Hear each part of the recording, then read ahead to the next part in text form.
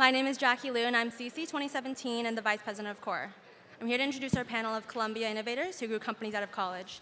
Here today we have Doug and Bruce, CC 2005 and founder of Qwiki, Jared Hecht, CC 2009 and co-founder of GroupMe and Fundera, Jocelyn Levitt, CBS 2007 and co-founder of Hopscotch, and our moderator, Deirdre Bolton, Fox Business reporter. Please give everyone a round of applause, please. Thank you. Here, thank all of you, because it's gorgeous outside, so we know you're giving up some vitamin D and some fresh air, but we have some good stories to tell. One thing that I think is interesting for people who started, as all three of you did, companies pretty quickly after you left school is, Doug, I'm starting with you, so just so you know you're in the hot seat first. How do you know that you have a good idea that is worth pursuing? Because I feel like 2 generations ago it was cool to be in a band. Now it's cool to have a startup. So how do you know that your business is actually viable and you're not just kidding yourself?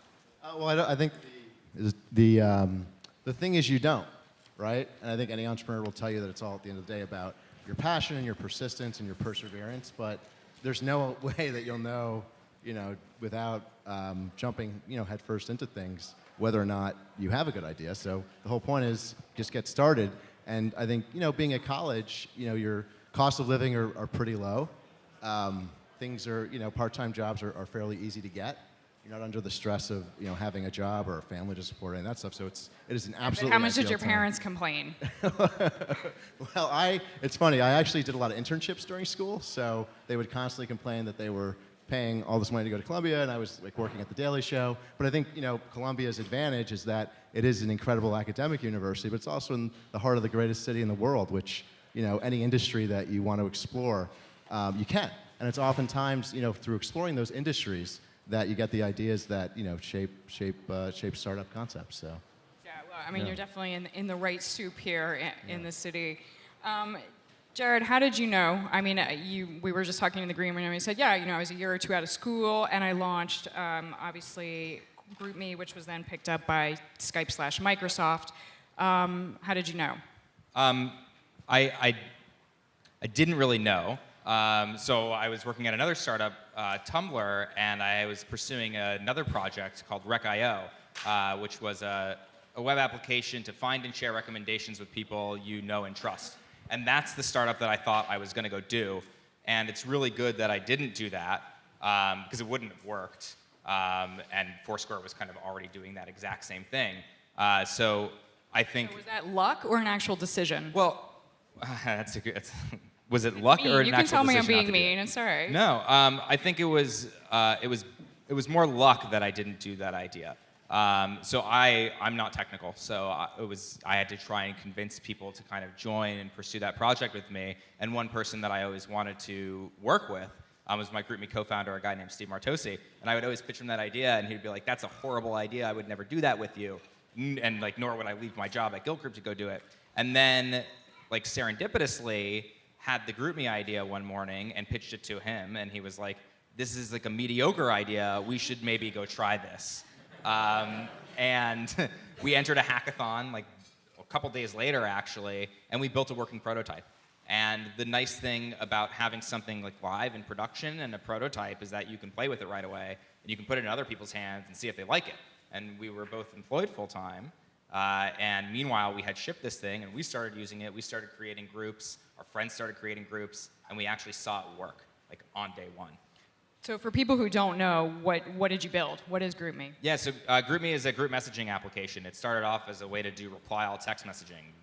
Believe it or not, couldn't really do that 3 or 4 years ago, and that's where GroupMe started, as a reply-all text messaging application, and then became a smartphone application and an over-the-top messenger. So did it start because you were out one night with a bunch of buddies and you're like, I need to tell 10 people where I am? Sort of. It started because my wife was complaining about an email chain she was on. It was her and a bunch of her friends planning to go to a music festival together. And she was saying that they would always coordinate on email beforehand, and this was also at a time where half of our friends did not have smartphones, which is also hard to believe. And when it came time to actually go to the event, they couldn't email anymore, and she said, why can't we do this over text? It's the one thing that doesn't break when we're out and about, and this is how we communicate with our friends. And I had known Steve through the music industry. We both had music startups before. and said we should go build this because this solves our problem and it'll make Bonnaroo that much more fun. So yeah, I mean, pretty much, just an iteration of what you said. Jocelyn, how did you know that the company Hopscotch was worth pursuing very seriously? Well, like these guys, my co-founder and I had a couple of other ideas first. We were first working on sort of this travel startup that I was very excited about that was similar in many ways to what Airbnb was. At the time, I thought there was a lot of differences, but I think right when I was working on it, it was when Airbnb started getting a ton of traction, and I was kind of like, this is very hard to build a marketplace where you have an entrenched leader getting a ton of attention in the market. So we also, I think you guys did the TechCrunch Disrupt Hackathon. Yeah. We went to a TechCrunch Disrupt Hackathon a year later and built something. I think I was sitting with you at the table around then. And we built, we were just sort of hacking and came up with some other hack. It was it was a quick hack that was profiled and got a lot of attention and sort of a lot of traction. For a while, we were kind of like, oh, maybe we should work on this. But the whole time, I was sort of like, no, this doesn't quite seem like I can't see how this could become a real viable business, and it's not something I have my heart and soul into. And again, just to let people know, so Hopscotch basically teaches you how to code. Sure. So the hackathon project was something totally different as well. It was like it was a way to see activity. It was like a very prototypical, like mobile, social, local, see social activity around you at any given time. You could open it up right now. It's called Nerd Nearby, and you could look and see all the Instagram photos and the Foursquare check-ins and the tweets that were happening from the people right around you at any given time. And it got a lot of attention right then because I think a lot of people were. That's a good name. Yeah, there was people liked the name a lot. And so we worked on that for a little while and decided that we weren't super excited and passionate about that, and resurrected an old idea that I'd had a while before, which was a toy to get kids into programming. My co-founder and I are both women, and we're sort of constantly, aware of the lack of women in engineering and in startups, and realized that a lot of our friends who were the best hackers were like this very prototypical sort of white male like guy who had started when he was 10, 11, 12 years old hacking and became very good, and got into it because of tools and toys that he had when he was a child. Goldilocks? Yeah, sure. That's pretty cool. Yeah. So. Goldilocks. So Goldilocks is sort of like the engineering toy to get girls into mechanical engineering, and we wanted to do something like that for software engineering. So that's how we got excited about that. And as soon as we came up with that idea and started telling people about it, we were both instantly very excited about that and started telling people about it. Everybody we talked to was also very excited about that concept, so we started working on that. I think, though, your question about how do you know in general, I think that's something that the startup world struggles with a lot, and I think that's where the whole lean startup movement came out of, where you can have an idea for something and try very, very early on to validate it without ever having to even build any sort of product, just validate the ideas behind it using really super simple solutions. Yeah, and even developing technology. At this point, when I graduated in 2005, and the platforms that exist now just didn't exist. It's not terribly expensive to do, like you guys did, get together for a couple days at the TechCrunch Disrupt Hackathon, and put something together. And actually, when we started Qwiki, which for those of you who don't know was a mobile video application, we were acquired by Yahoo. Where if anybody's graduating and needs a job, apply to Yahoo. I always have to give the plug. TechCrunch, we launched, we had to move to San Francisco and launch at TechCrunch in San Fran because it didn't even exist in New York. So I think that recently, your acquisition, a lot that's happening in the community, there's just so many more opportunities in New York. But it sounds like all three of you at one point had a vision in the sense of, I want to be a founder. So is that true? That you knew you wanted to build something and it just was a question of what you were going to build. Is that true, Doug, or am I just... Yeah, I think that any entrepreneur certainly, has a desire just to create. But, it's really, it's tough to create on your own.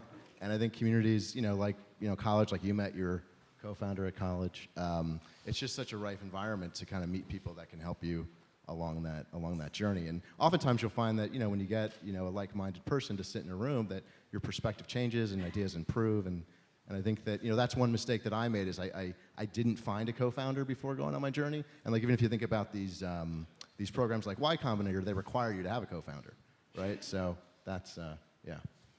So, Jared, I mean, did you know you wanted to build something? It sounds like you did.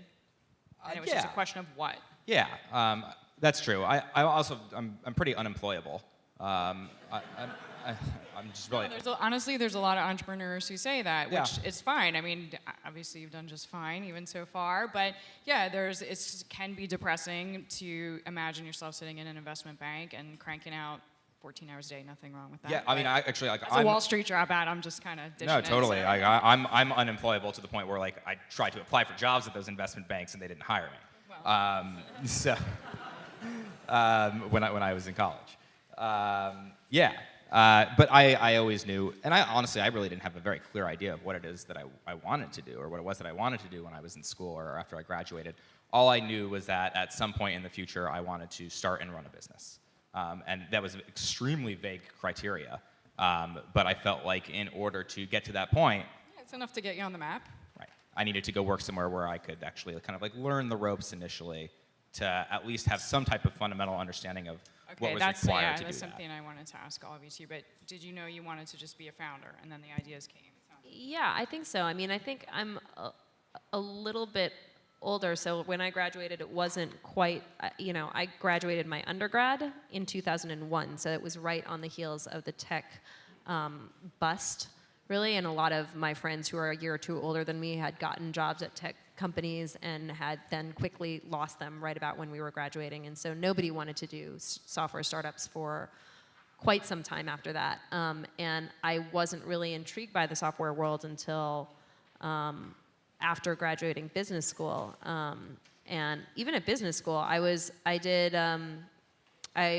real estate. I was really interested in real estate, and I was interested in entrepreneurship as well, and also in social enterprise. And so I did, but I was focused on real estate and finance, and worked in private equity right after graduating, but was sort of always intrigued by this idea of software startups. And real estate, I think, is also sort of an entrepreneurial industry as well. So I think it's always sort of been in me to want to do my own thing. So But I always thought it was about like, you gotta lock yourself in the room, find that right idea. But really, like, just to stress something that, again, was the biggest lesson I learned, I think it's about finding that right other person or people that really can help you kind of help articulate that entrepreneurial vision, because, good ideas are a dime a dozen. Platitude, it's all about the execution. And it takes people to execute. Have you had to make difficult decisions yet? Because I know when you have young companies, sometimes you do start with a co-founder. Doug, in your case, it's not the case where you had started with somebody, and then either the business grows faster or in a different direction, and the buddy that you started with isn't the best person to go to the next step. Have you had to deal with that yet? Yeah, I mean, I think a lot of entrepreneurs have to deal with that, and does friendship and business mix? Probably not in all cases, but I think in certain cases, if people are reasonable, and it's like, I think it's like being parents. It's always sort of like what's best for the kid, right? So if you have to, Do you have any advice though on how? Because that can get really tricky. Yeah. Even for people that have been in the field like 30 years. I think that you always have to do what's right for the company. And one of the most important lessons, again, I've learned about being an entrepreneur is just being incredibly self-aware. And you hope that once a company starts to accelerate and you start to build a real organization, people are self-aware enough to understand their strengths and weaknesses and augment where necessary. And a great board of directors and advisors helps. I mean, we But you certainly didn't have this stress, like, do I sell? Do I not sell? Do I keep building it? I mean, because there are so many decisions that have to be made, and I'm assuming even if someone is literally your business soulmate, there's still difficult conversations. Yeah, I mean, you don't start a company to maintain friendships, I don't think. All right, bail them out, Jared. If that's your goal. I don't know if I can bail him out. There's two types of friendships. There's the friendships that you have before you start a company, and there's the friendships that you have like internally inside your company. Context, I've to be quite honest, I think I've been fortunate enough to the point where like at the co-founder level or kind of like all of our senior team members, we've never had like a non-cordial departure or kind of like a a very bad parting of Yeah, ways. but even when you sold, was it, was there someone in your group who was like, oh, we shouldn't sell this. We should keep building it ourselves? No. Okay. Yeah. There wasn't. And I don't know if I'm surprised by that or not surprised by that. I think it was just a relatively new, number one, doing our own startup was a relatively new concept to us. And then selling our company was like the newest concept to us, and nobody really quite knew what that meant or what that entailed. And I think generally people were very excited about it.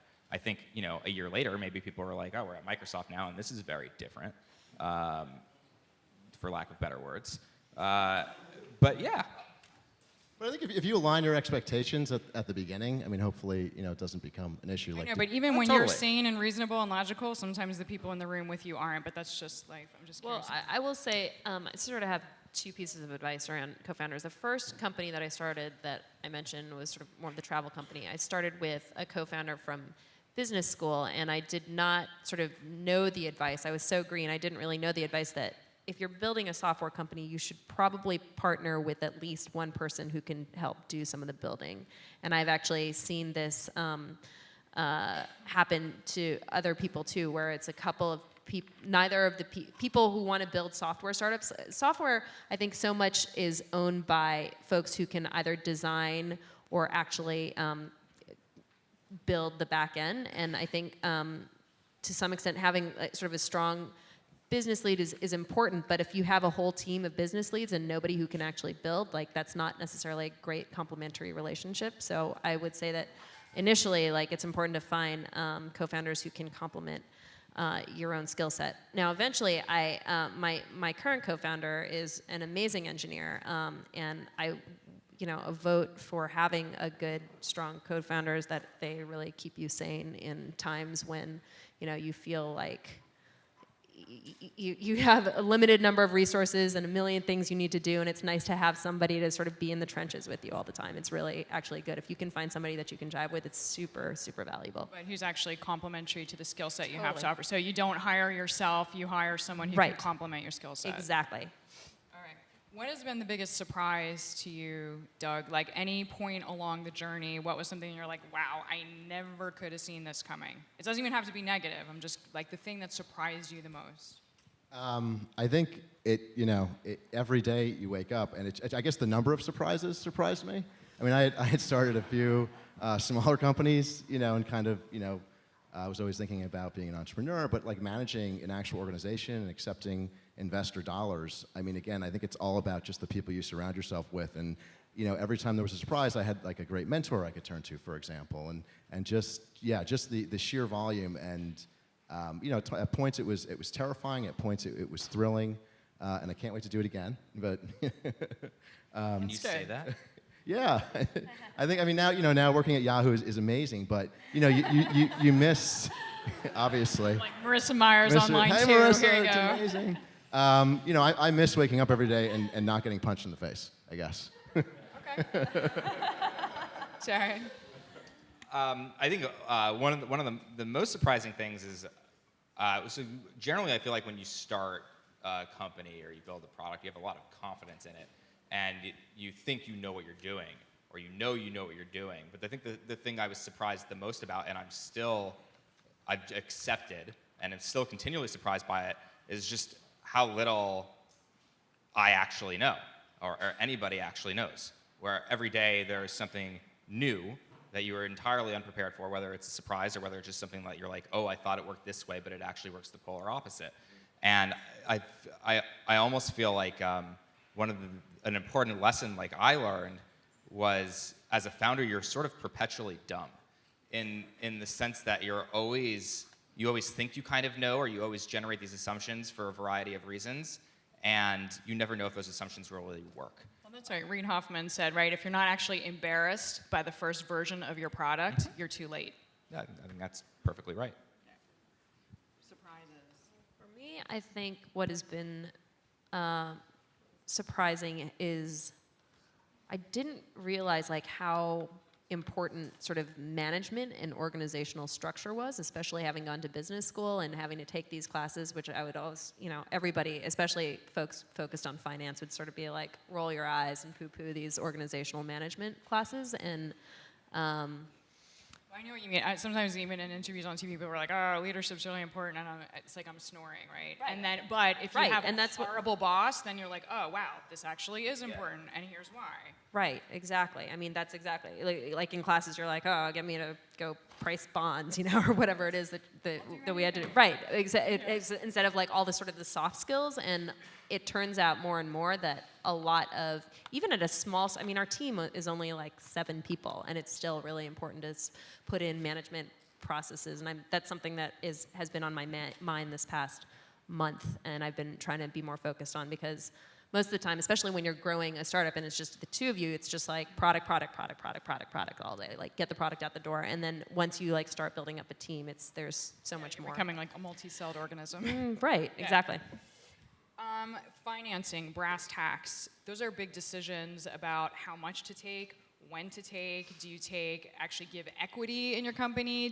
I know that there's more and more VC debt firms out there growing, and there's more venture capitalists who actually almost want to underwrite, as we see on Wall Street. What is your opinion about financing, when to take it, how much to take?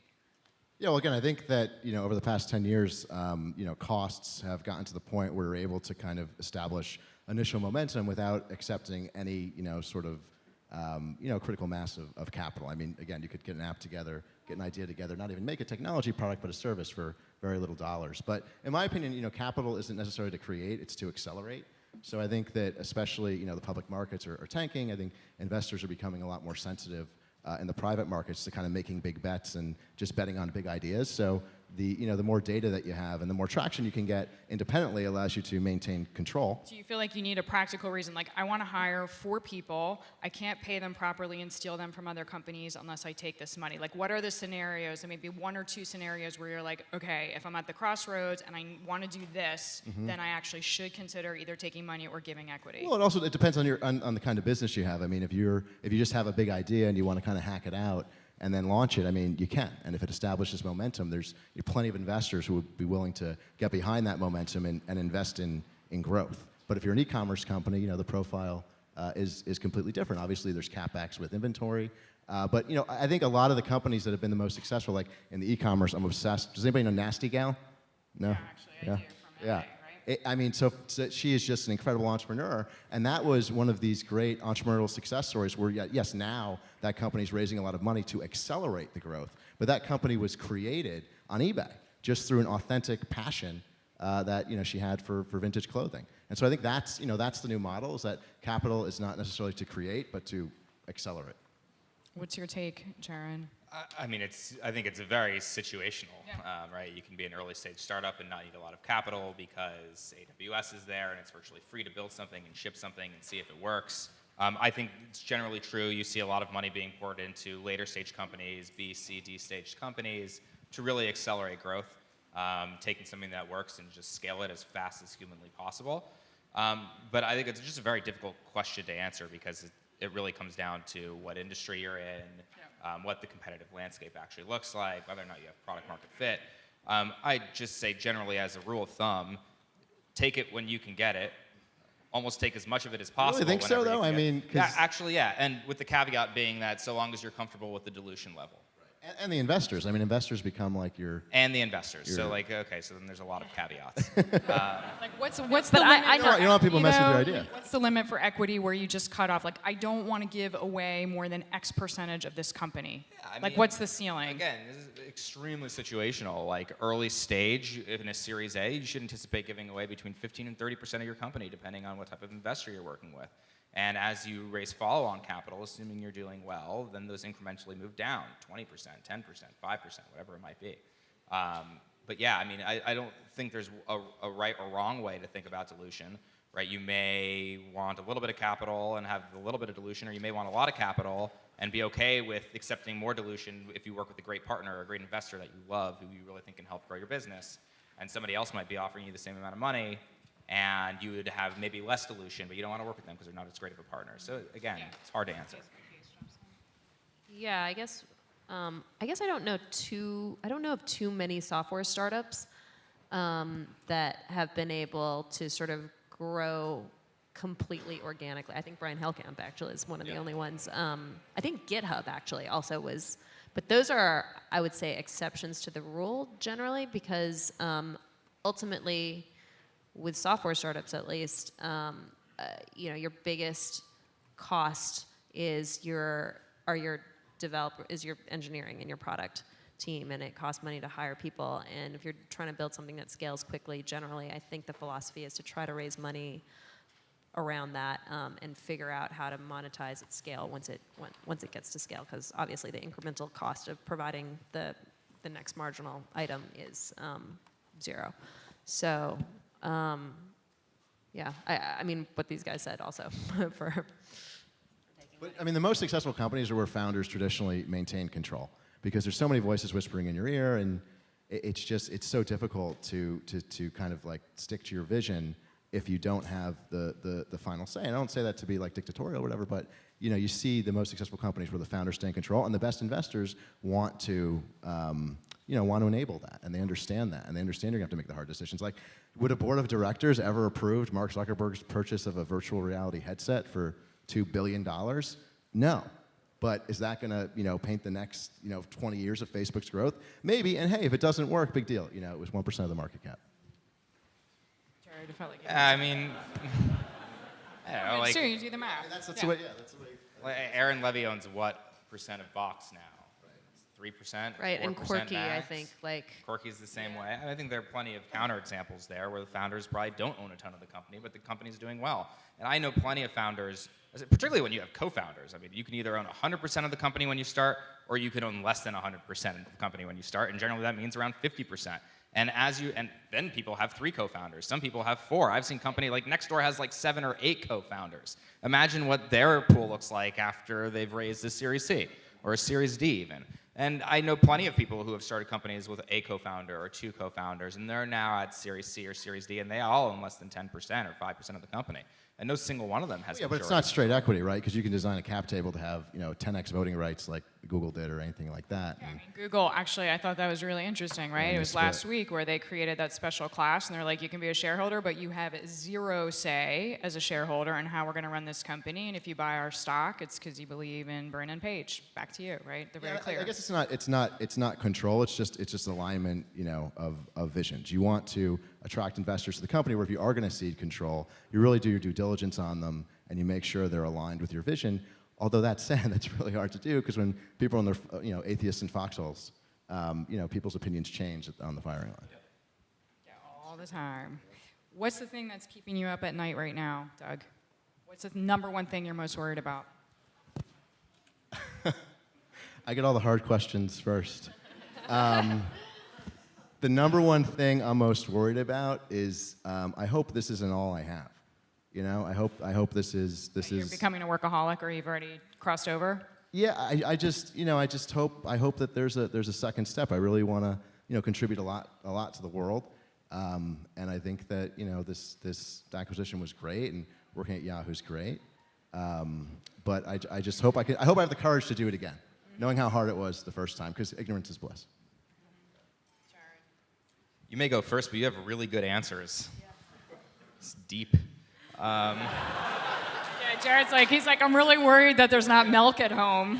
My wife's gonna make me get that. No. I mean, I started a new company in September called Fundera, which is a small business financing marketplace, and we're still very much a startup, right? We raised a little bit of money, but we are still very much in make it work mode.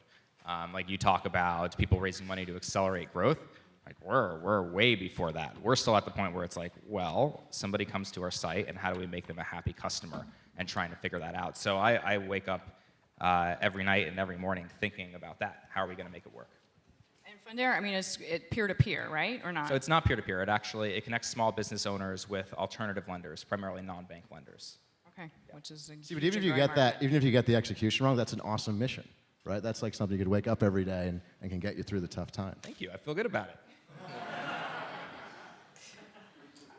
What are you most focused on or worried I about? think that the mission is, for me also is what sort of gets me up and gets me going, gets us all excited about working on it. It's funny, you guys, I think, both have sort of these high-level answers. I'm kind of like, okay, what I'm worried about this week and this month is, we're in the midst of a big redesign, and what exactly, are we going to release it quickly enough in time to be able to start working on our next thing, which is like introducing the revenue, and will we be able to introduce that quickly enough and execute and make sure that that's out in time to get validation and get to a point where we can start slowing down our burn, et cetera, et cetera. I mean, those are all just sort of very much tactical. Well, you're things running a that business. I mean, you're exactly. the CEO of a business, so that is on you. Right. That's what I worry about.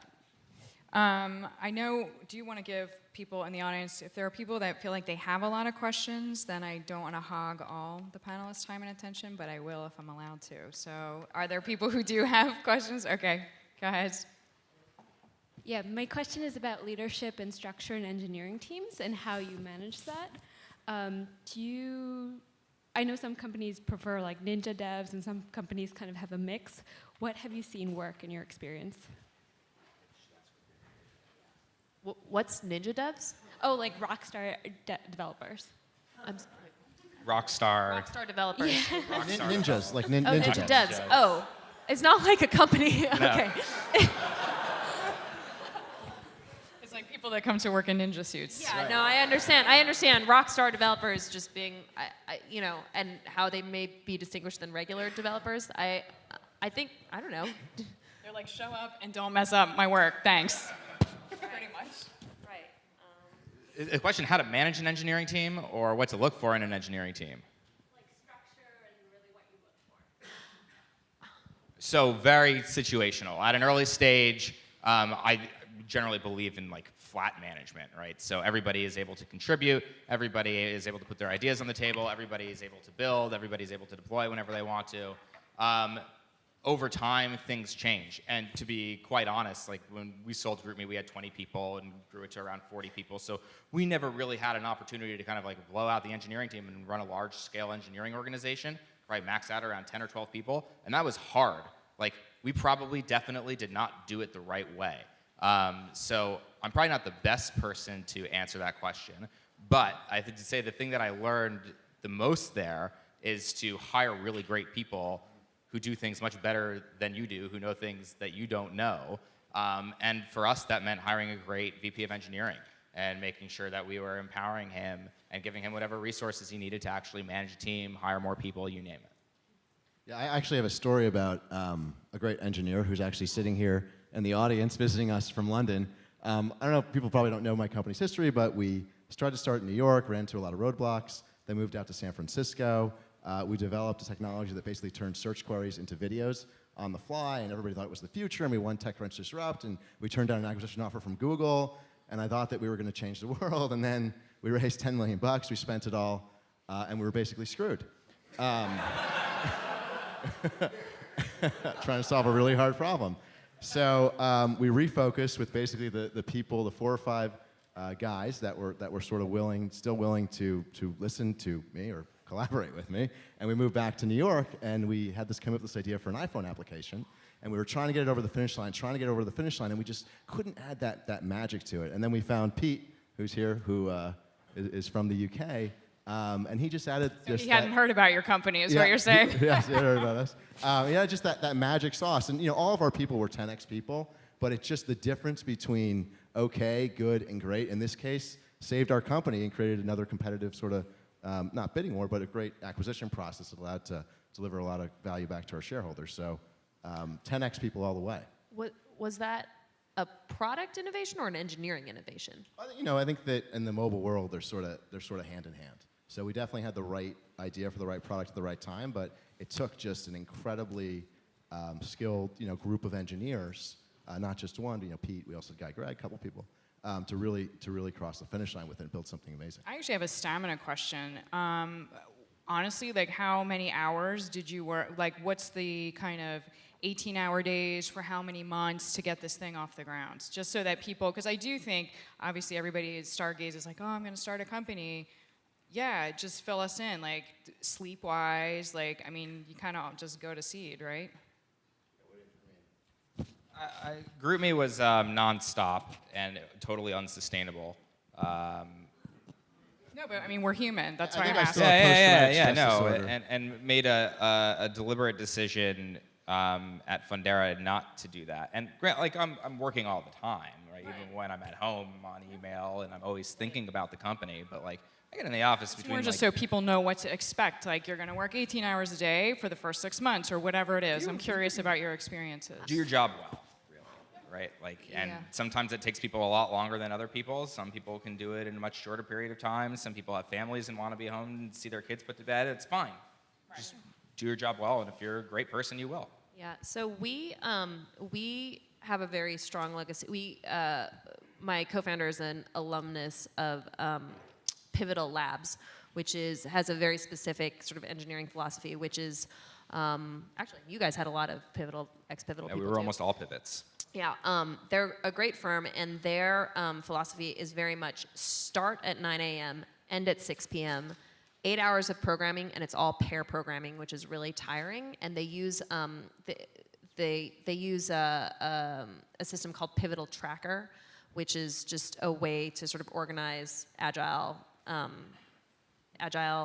methodology, I guess, and agile development and building out a product. And we have sort of taken that, and right now we're actually working out of Pivotal Labs too, so we very much sort of have that philosophy. And the idea is that you come in, and when you're pair programming, it's a lot harder for engineers to get distracted and check Twitter and like read blog posts, because you're both sitting, there's two people, one screen, one keyboard, and the idea is that the sum of the two is better, or the two are better than the sum of their parts, in that like each person separately wouldn't be as productive, because they would contribute code, they would get distracted, they would contribute code that had bugs, and when you're pair programming, you're finding, you're making sure that the quality of your code is a lot higher, and that you're catching mistakes, and you're talking through problems, and you're constantly efficient.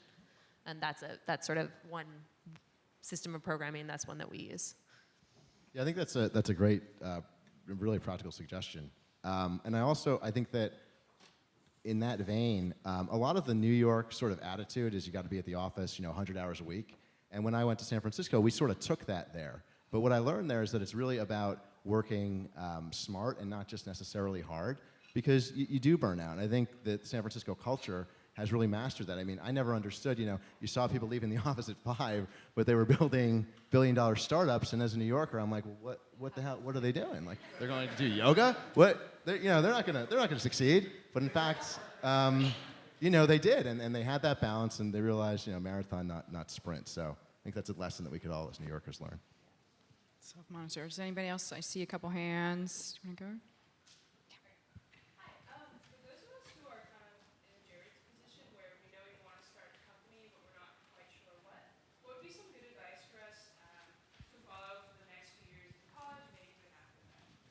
You want to start a software company?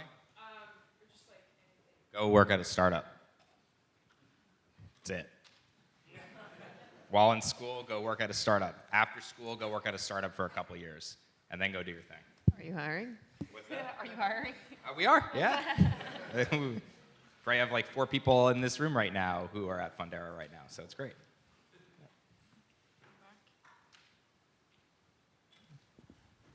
So a lot of the times you hear people found startups with crazy ideas, and a lot of people tell you maybe it's not possible. And you were talking about pivoting before. So at what point do you try your best to get the idea going, and then realize, okay, maybe this is not working, and I actually need to pivot? And then finally, and this is not the case for all 3 of you, but when you know that it's the end of the idea, I need to close shop and drop the idea. Yeah, that's a great question, right? Because the A+ ideas you're going to pull for, the Fs you're going to cut, no-brainers. It's like those strong Bs that just kill you, right? Totally. That's sort of a frequent thing, is that you want to try to discover, you want to try to fail as fast as possible, and so you don't sort of just drag it out. You want to sort of find one, whether or not it's going to, You guys it's got are legs. like Jedi masters, but I'm probably the only one old enough to get the Star Wars reference. But go ahead, Doug. Go. I don't know, maybe it's a selfish attitude, but I think that the best people build products for themselves. And we only had our success when we noticed ourselves wanting to use our product every day.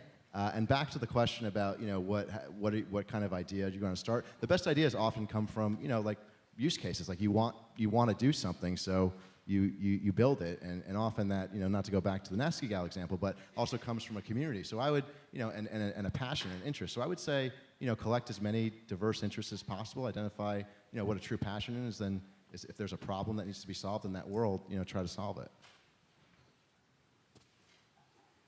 But it was, I think, more about the decision-making process. Like, how do you know when to rip the Band-Aid off, I think? Was that your question? Like, you get to a certain point and you have to, like, either double down or you have to leave it by the side of the road, and he's asking, like, how you make those decisions. Yeah, I mean, for me, it's just a self-test, and us and kind of our team, that if we're not really excited about what we're building, we don't want to use it every day in our own lives. I mean, that's a very specific answer because we build consumer applications. But that's our litmus test. Yeah, so I think that's specifically true for consumer apps. Build a problem, solve it for yourself, or build a problem, solve it for somebody close to you, like your wife or your wife's cousin, which is what GroupMe and Fundera started. But when do you know to pivot? So that's a great question. I don't know the real answer to that, and I don't think there is one single answer to that either. I generally feel like if you've built something, you've shipped it, and it's solved the problem, but it's only solved your problem and not applicable to anybody else, it's probably time to solve a different problem. And like, by the way, good work. You solved your own problem and accomplished what you set out to do, and that doesn't mean like it's a failure. Right? You accomplished kind of what you initially wanted to do in the first place.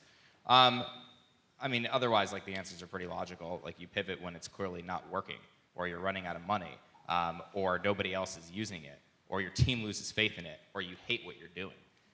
Those are generally pretty good indicators of when it's time to move on to the next thing. Yeah, and also I think that as long as you kind of, if you have a vision, and sort of like at Qwiki, we always thought about, the world's moving towards video. How do you create high quality video automatically?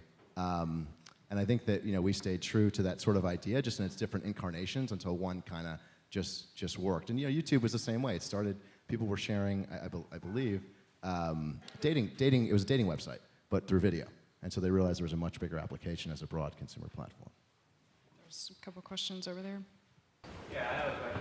I'm more of an idea guy, so how do you find the right technical people to do the actual code that you need? Become technical yourself.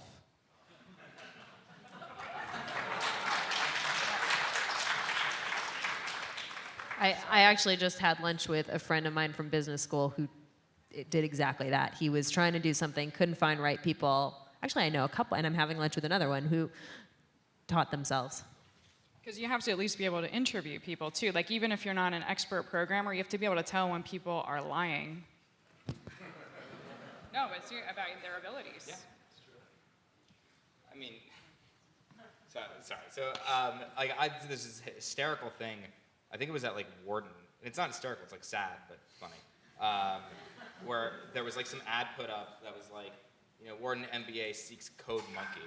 And it like kind of like became this meme on campus, and then it's expanded to like everywhere else. Where like I even like tweeted out that we were hiring software developers, and somebody was like, "Oh, this reads like MBA wants code monkey person." Oh, there's a website. Yeah, it's a real thing. You can go online and find MBA seeks code monkey, and there's actually like somebody with a good sense of humor will just take ads, from people who are like, "I have this great idea. I just need somebody to build it."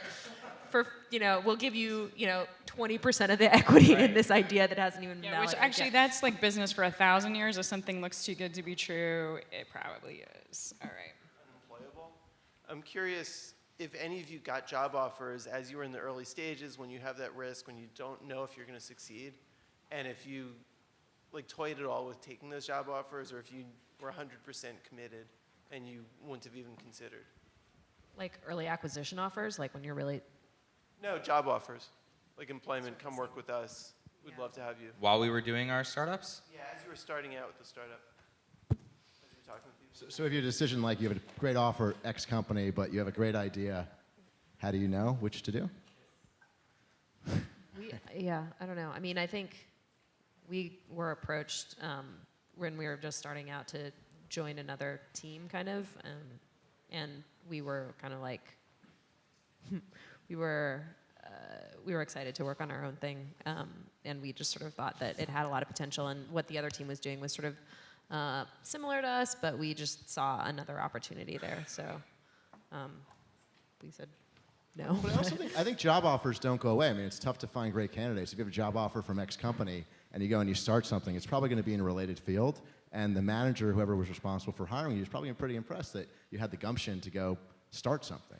So it's not, I'm not going to say failure's never punished, but I think that people, especially in today's climate, really appreciate entrepreneurs and what it takes. And it probably just will get you maybe a higher offer next time. I don't know. Wow.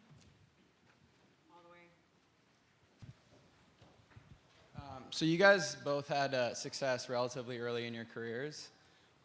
Do you feel pressure to sort of repeat that? And like, what is that? Can you describe that feeling if you do feel the pressure to sort of repeat that kind of success, or maybe like build on that success?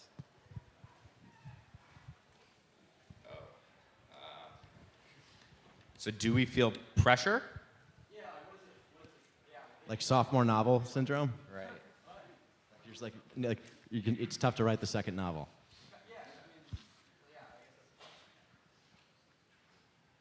I don't know. That's an honest answer.